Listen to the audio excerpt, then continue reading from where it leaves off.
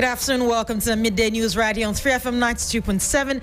We come to you live from our studios here at Adesawe Kanda in Accra and our numerous affiliates across the country. We're also live on all our social media platforms, on Facebook and on X. Coming up this afternoon, Ghana National Association of Small-Scale Miners alleges extortion of its members by unidentified groups posing as national security operatives. This afternoon, the miners are demanding swift action to curb the trend.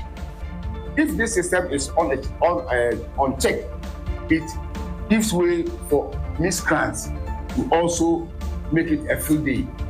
If these things are not coordinated, the government may think is doing something to fight the illegal mining.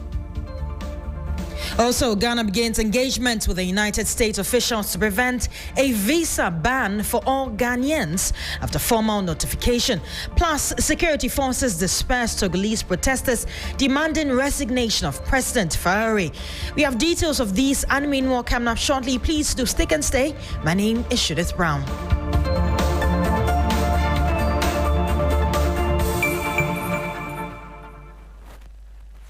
Welcome once again to the bulletin. We start from here. Well, Foreign Affairs Minister Samuel Okudzeto-Ablakwa has warned that Ghana could face a U.S. visa ban due to a high rate of visa overstays, particularly among Ghanaian students. While the U.S. government has flagged Ghana among 36 nations for possible travel sanctions, citing that 21% of Ghanaian students overstay their visas, exceeding the 15% threshold. In the press briefing, Ablakwa confirmed active discussions with the U.S. consulate to address the issue.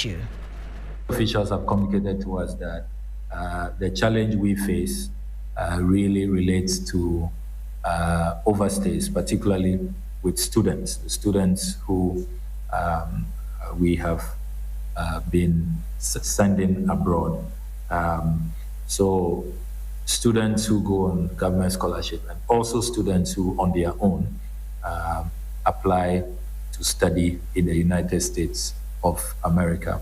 They have formally communicated to us that 21% is the default rate. 21% of students who have completed their courses have refused to return, according to US data.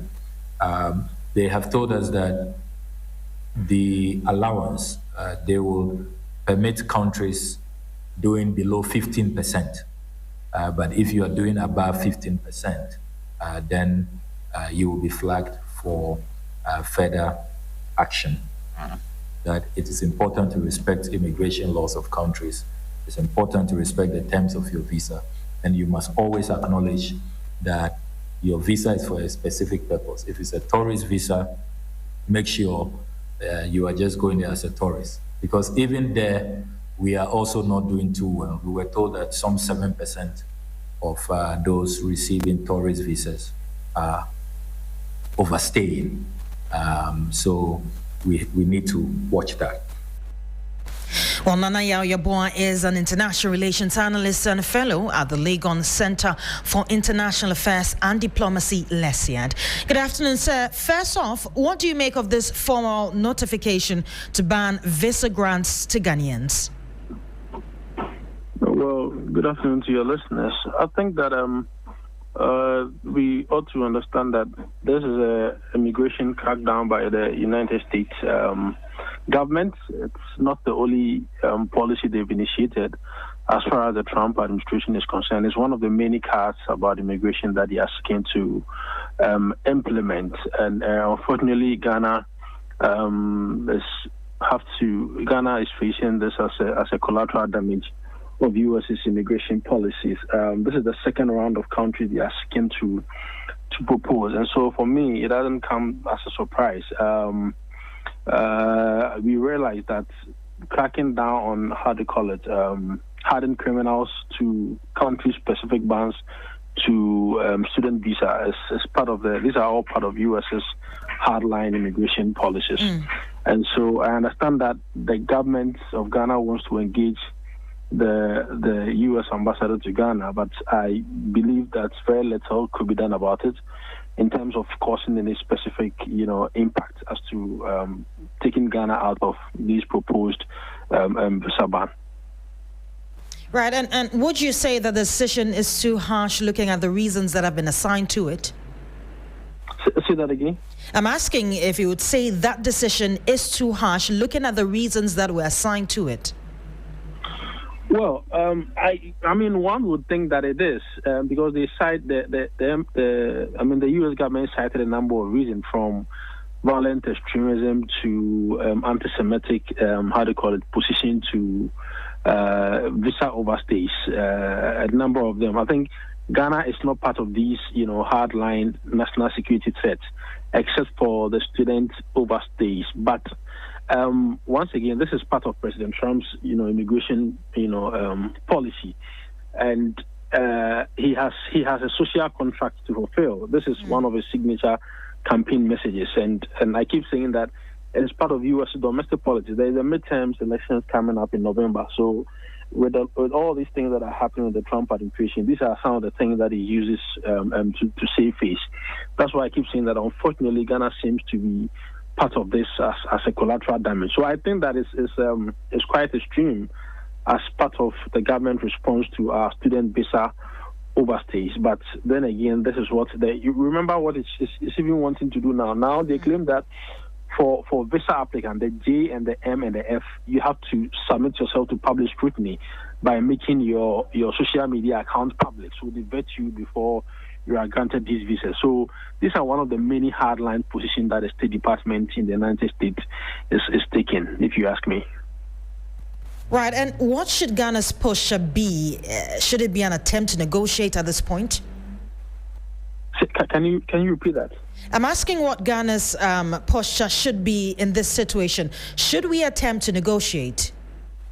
Of course. I mean, there's no harm in doing that. I think that the Honorable Minister of Honorable Ablakwa has hinted that Ghana is already in negotiation, in talks with the government of the United States. And I'm very happy he hinted that we also have had our own immigration policies. We've rounded up people here and taken them back to their countries when we feel that they violated our immigration policy. So this is nothing new for us to be experiencing. But if there is a card that we have to pull, if we can negotiate with the U.S. government for them to assume a more moderate position, maybe some warning of a sort, and then giving us some time to see how best we are able to deal with the visa overstays. Maybe we have a database that directly are able to speak to some of this issue and talk to those that are, issue these visas, that when they are done with their schooling, they return back to the country. Of course, the U.S. has a certain threshold, as the Honorable Minister said, a 15% tolerable rate. Beyond that, it raises an alarm that your citizens have to be deported. And I think he mentioned that there's a number of Ghanaians that are on the deportation list, and that will be brought back. So I think negotiation is always a step in the right direction. Many thanks for your time. Nana Yeboah is an international relations analyst and fellow at the Legon Center for International Affairs and Diplomacy, LESIAD. He's been speaking about the latest likelihood of visa bans due to visa overstays. It was cautioned by the current foreign minister or foreign affairs minister, Samuel Okudzeto-Ablakwa. Let's do some more stories because the Bank of Ghana, BOG, has made a U-turn on its decision to terminate the employment of over 100 staff hired in December 2024. Or following internal deliberations and mounting public pressure, the central bank has recalled all affected employees and instructed them to resume work on Monday, June 30, 2025. However, they will now be placed on an extended probation period for further assessments. Initially, the BOG had justified the dismissals as part of a routine post-probation review, citing performance and alignment with the bank's strategic objectives. However, the abrupt reversal has raised questions about the fairness and transparency of the initial decision. Sources indicate that the bank had initially planned to reinstate only a select few based on operational needs and skill requirements. However, in a surprising move, management opted to give all affected employees a second chance while subjecting them to closer monitoring. Well, this decision has been framed as an act of institutional goodwill, though critics argue it highlights inconsistencies in the bank's HR policies. The reversal comes amid growing concerns over politically motivated appointments in Ghana's public sector, particularly in state institutions. Well, let's bring in Abraham Kojo-Yali. He is a chief labor consultant for more details on this particular subject. Mr. Yali, what legal protections do probationary employees in Ghana have against sudden terminations, and did the BOG's initial decision comply with labor laws? Good afternoon. Thank you for having me. Right. Yeah. Every employee, it depends on organization. Some organizations, you don't even serve probation, depending. And others, the airline is saying that where there's a probation that needs to be served, an employee has to go through the probation. And the probationary period, either party could terminate his or her appointment, with the employer, or the employer can also do the same. However, it must be done on a fair basis.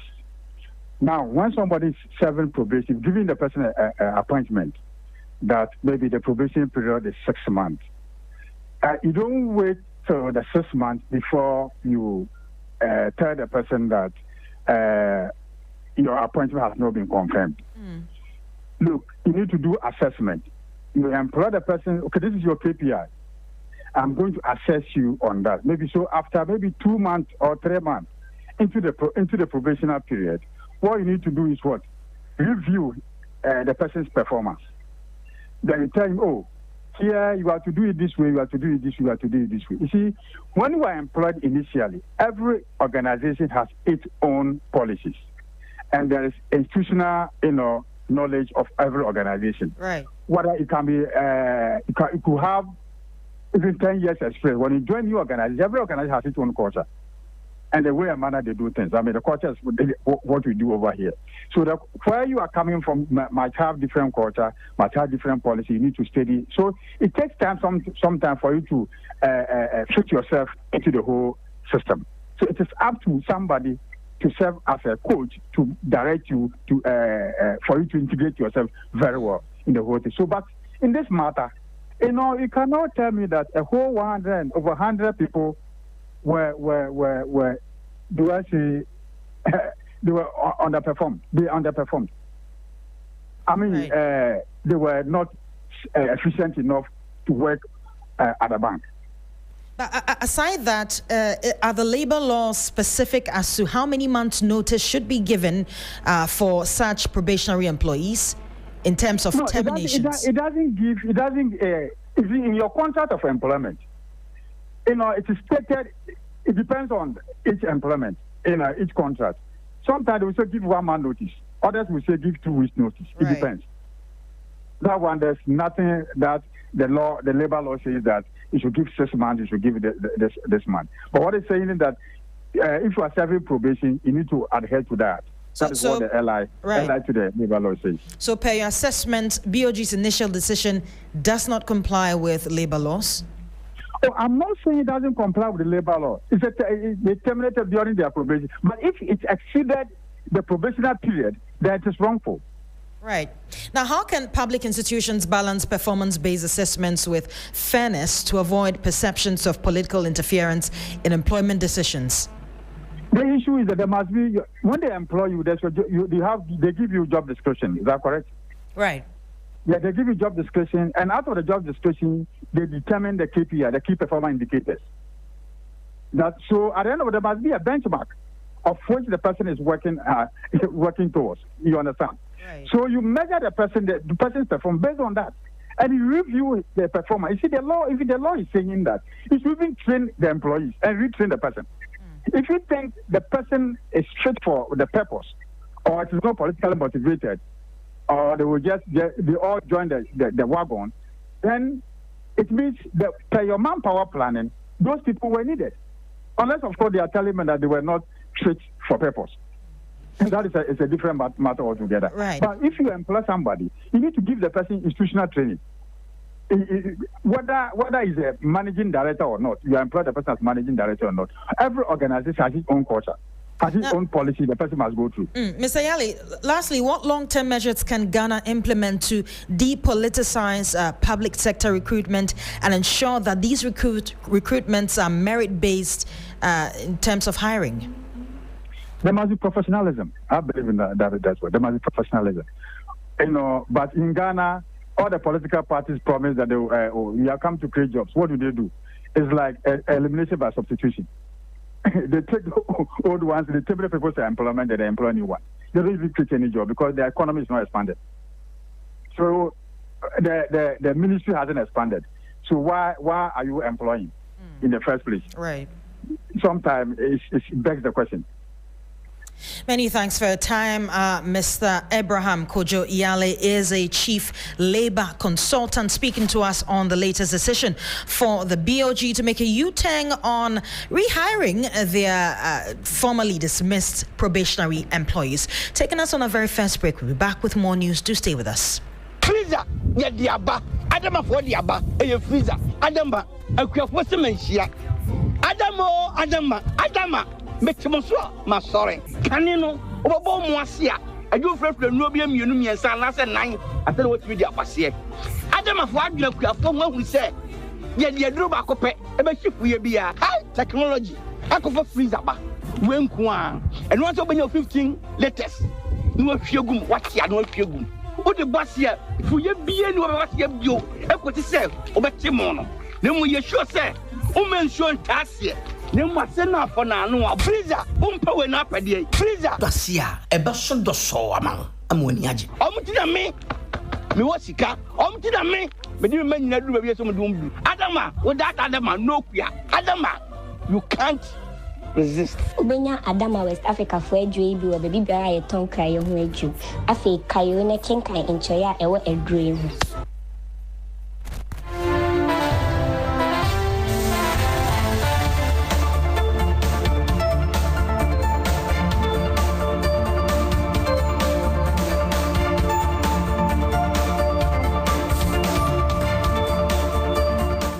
Welcome back to the Midday News right here on 3FM 92.7. Let's head to the Ashanti region now. The Ghana National Association of Small-Scale Miners has raised concerns over alleged extortion of its members by unidentified groups posing as national security operatives. While the association supports government's efforts to combat illegal mining, it warns that ongoing crackdown could be exploited by some individuals for personal gain if not properly mentioned.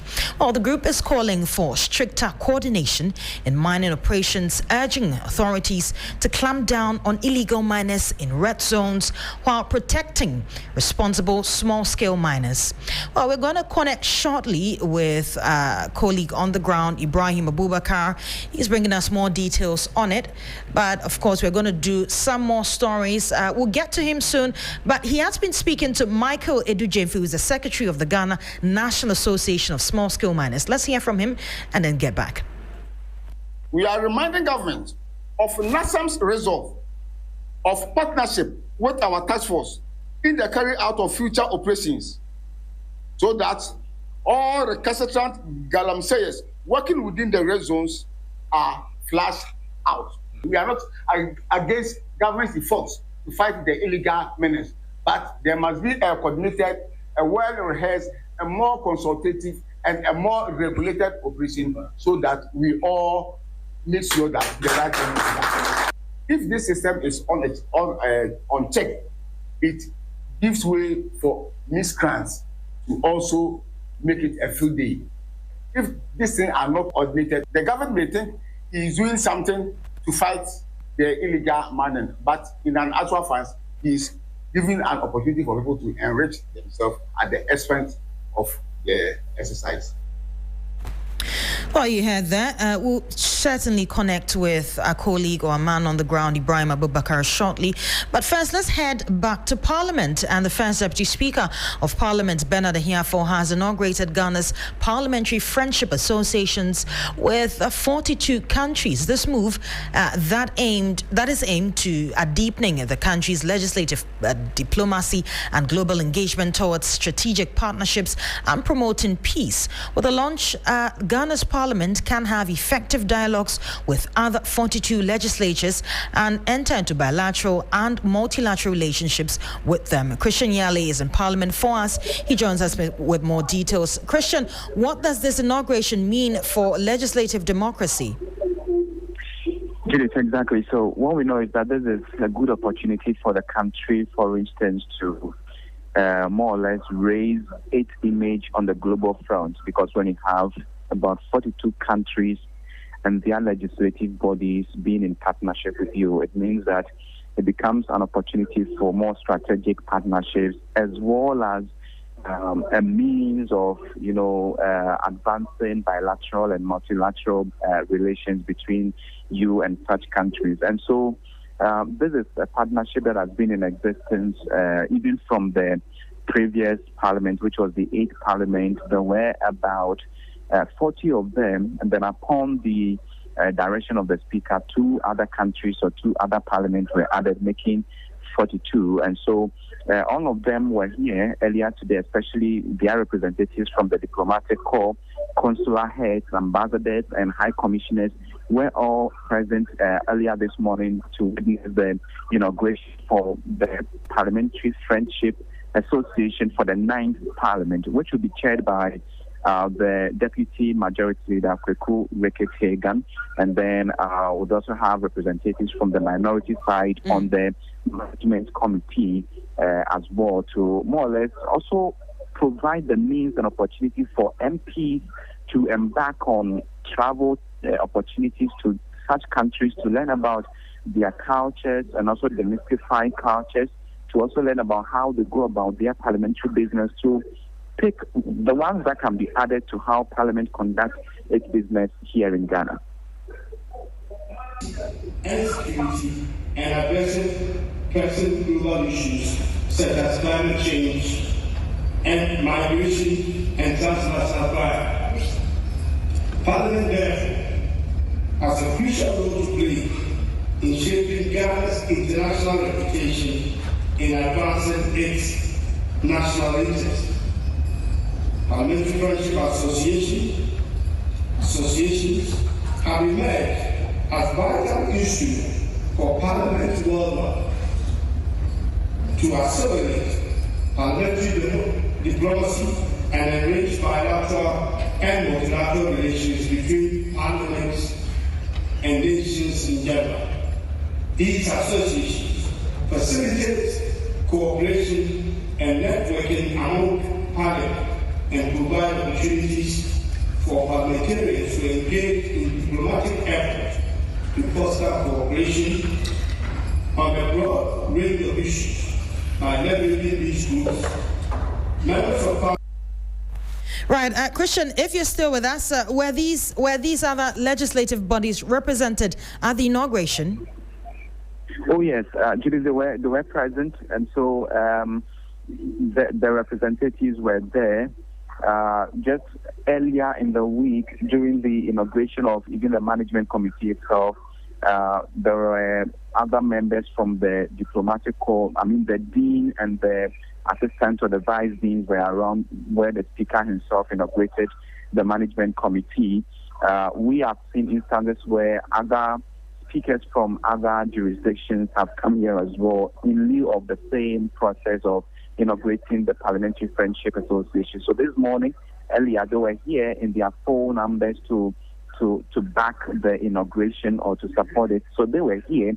What we also know is that as it were and as it is, there will be members from Ghana's parliament who will be nominated to serve as part of the association that will represent Ghana.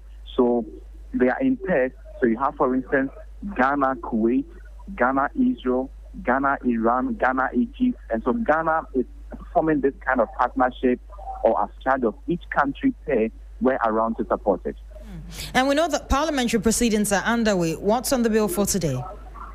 Exactly. So, leader of government business, Mahama Yarga, has just presented the business statement for next week, which is the 6th week.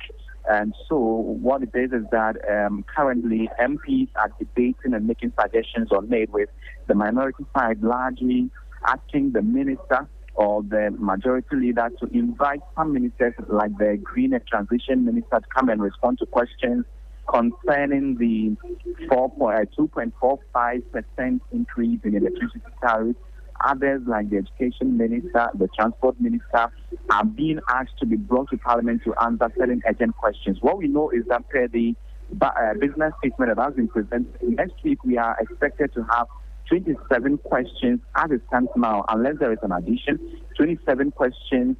Some are urgent, some are ordinary questions that have to be asked some of the ministers. Also, we know that, as it were, there will be some official statement from the Speaker to be made, and as such, the other question from the minority side is even about when to expect the mid-year budget review, because they believe that there are other key issues like the disbursement of the District Assembly Common Fund that have not been done yet, which are to be factored in the mid-year budget review so that the assemblies are able to get them and begin to function properly. Right, many thanks for your time. Christian Yale is a parliamentary correspondent. He's been bringing us everything that's happening in Parliament today. Let's do some more stories. A stretch of the Sunyani-Atronia Road has become a hotspot for armed robbers, turning it into a deadly route for motorists. In a recent attack, a Sprinter driver was shot and killed by armed robbers along the Atronia Road. Drivers are now raising alarm over the worsening security situation on the stretch and other major roads in the region. A report by Claude Kumi Ebisa. The Sunyani-Atronia Road, once a busy transit route, has now become a nightmare for drivers following years of neglect and poor security. Armed robbers are taking advantage of the abandoned state of the road, attacking motorists with impunity. The latest victim, a Sprinter driver who was shot by robbers on Friday evening, sparking fear among commercial drivers and residents of Atronia who ply the routes. Anytime that you want to go straight, you can't. Yeah, so the road is not good, and we are seeking for help from the government. That if only they can do something to help us, because you cannot even get car around 2:30. You cannot, because of the armed robbers, because of what is going on this way. We are just appealing to them. At least they should come and patch the road for us, or else the other places that are very deteriorated, they should come and just remove the bitumen for us, so that we see that we are using a feeder road. Because now we can't say that this is a tiled road or it's a feeder road. So we are just pleading to them that they should come and do something about this for us. The situation is not limited to the Sunyani-Atronia stretch. Drivers also report increasing robberies on the Sunyani-Wenchi and Sunyani-Brekum roads. However, in a bold and proactive move to ensure the safety of residents and travelers, Chairman of the Bono Regional Security Council, RECSEC, and Regional Minister Joseph Adai Akwabua has intensified security efforts along the Sunyani-Atronia and Sunyani-Brekum roads, two of the region's busiest and most vital transport routes. In a visit to the community by the Regional Security Council during road checks, the Bono Regional Minister allayed the fears of the people with assurance of enhanced security.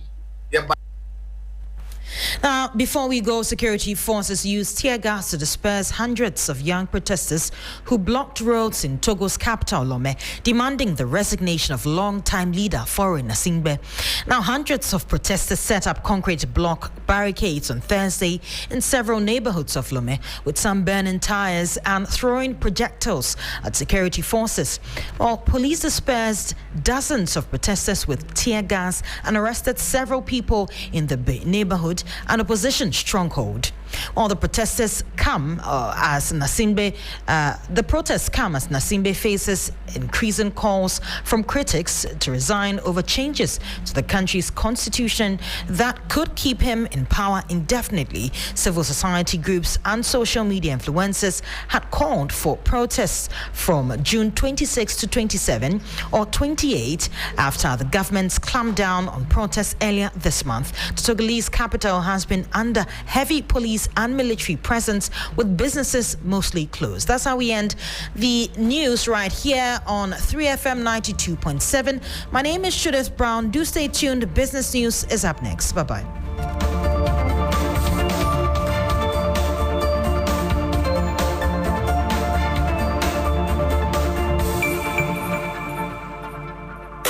FM 92.7, Urban Lifestyle Radio Station.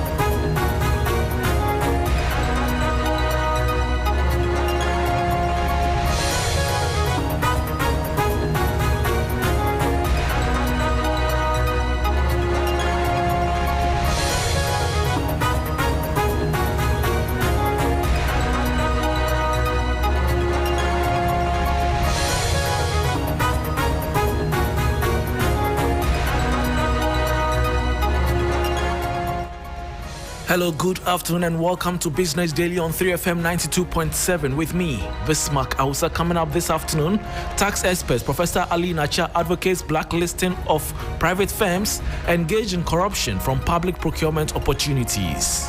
Why should inefficiencies be thrown onto? Because once you don't chase for accountability, people will continue doing it because others will pay for their misdeeds. Also ahead, Bank of Ghana places recently recalled staff whose appointments were terminated on extended probation. Will bring you details. And economist urges government to fix Tema Oil Refinery to shield Ghana from global shocks. We cannot continue to build an economy dependent on externalities. We have to look inwards by ensuring that TOR get the necessary investment. These stories and others lined up for you. Please stay.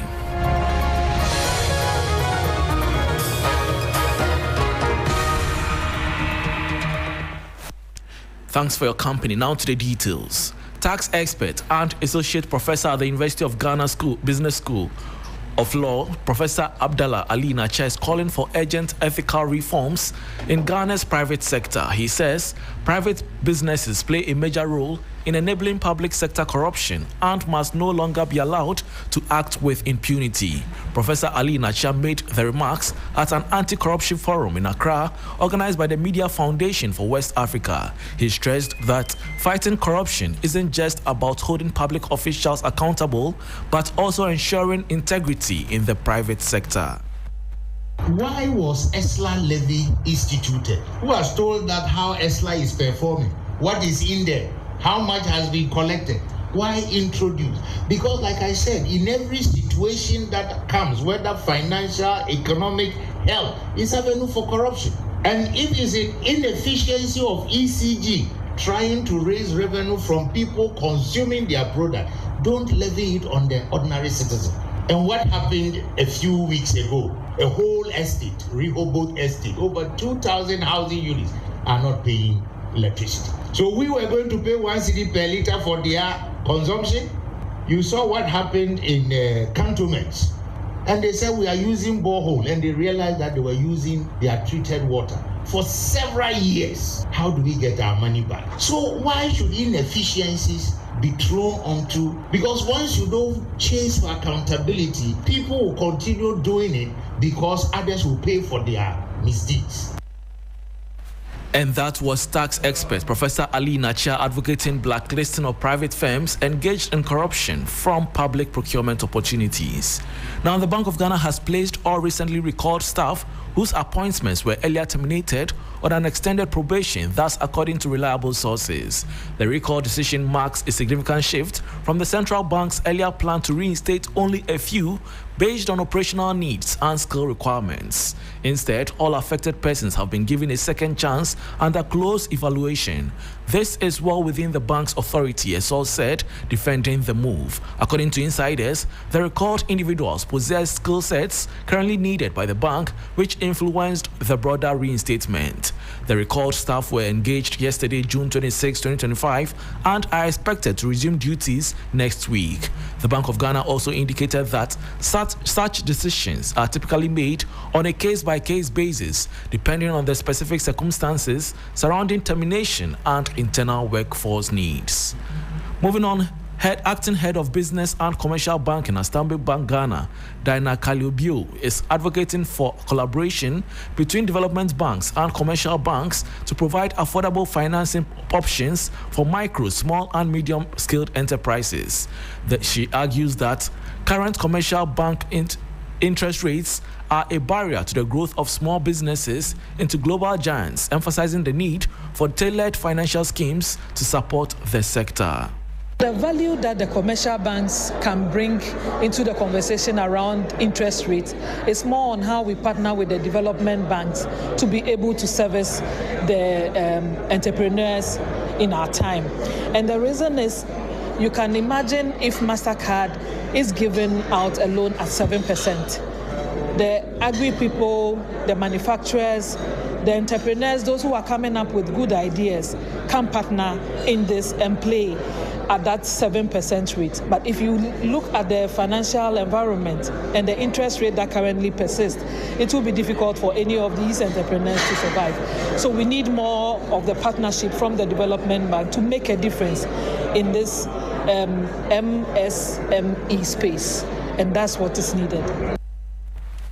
You just heard acting head of business and commercial banking at Stanbic Bank Ghana, Dinah Kalibio. Now, financial economist Dr. Eric Boakye-Yiadom has called on the government to implement measures that will shield Ghana's economy from future global economic shocks. He cited the adverse impacts of global shocks on the country's exchange rate, inflation, and fuel prices. To mitigate these risks, he urged the government to prioritize fixing the Tema oil refinery, emphasizing its importance in protecting the economy from external vulnerabilities. If we check our history, almost every 8 years, there's a major shock that hit the Ghanaian economy. We can trace back as far back as 2007, 2008, when we had a credit crunch in the US. It affected us heavily. We have not built our economy to be resilient to these shocks.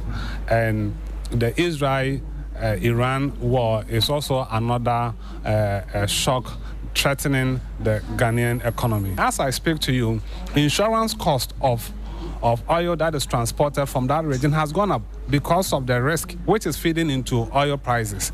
There has been a ceasefire. How long would that be? Are they going to go back? Will it be implemented? Will there be peace?